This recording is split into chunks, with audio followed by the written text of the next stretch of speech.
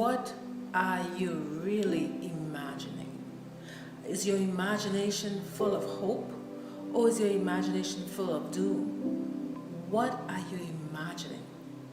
Because the creator of the universe said, let us go down and see what man is doing. Because whatever, he said, whatever we imagine, we can achieve. So whatever you are imagining, you can achieve. So are you imagining that you are doing something great? Are you imagining that you are failing? Are you imagining that you are running that race and winning? Do you know most athletes that get that gold medal, they have imagined getting that medal in their mind?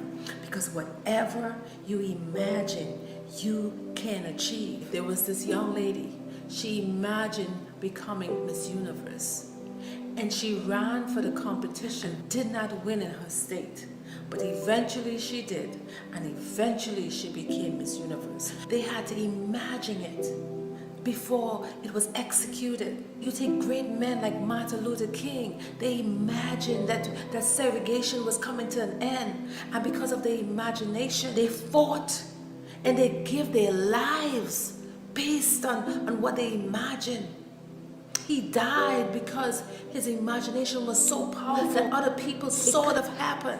But his imagination is why I am here. Because I imagined as a little girl from Trinidad that I would come to America. That was my imagination. And I would live in this grand house. This was my imagination. And I would have 2 boys. That was my imagination. And here I am. Because I imagined. And I remember I met this young lady when I was in Trinidad. I told her that I went to the University of West Indies.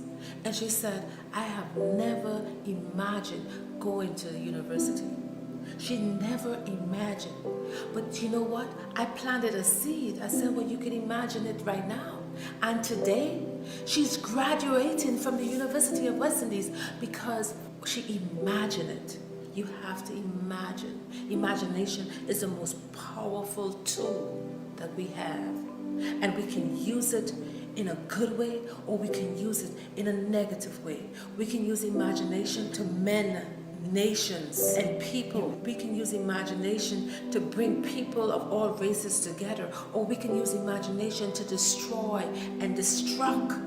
An imagination that says that I can create a drug that can save lives. It starts with that imagination. Ford decided that he was going to create an automobile because it started with an imagination. The reason why we fly today is because of the imagination. Someone had an imagination and kept it in their forefront. Keep your good imagination in your forefront. Create something today. Create a better place for you, for your kids. Create a by imagination that you can make your marriage work. You can do the things that can turn around your marriage.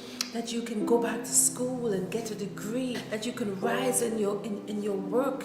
That you can get that job that you always desire. That you can become the best doctor, that physician, even though you live in a poorest part of America or the poorest country in the world. And even myself as a developer, when I'm shut down because people do not want poor people in their neighborhood, because I imagine building affordable housing, I build it and nothing stops me.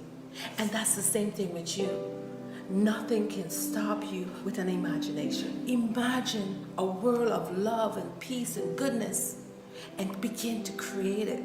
It's a God-given tool. If used properly, begin imagining and begin acting.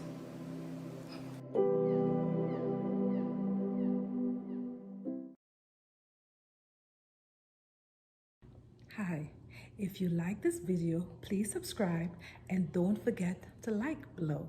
Thank you.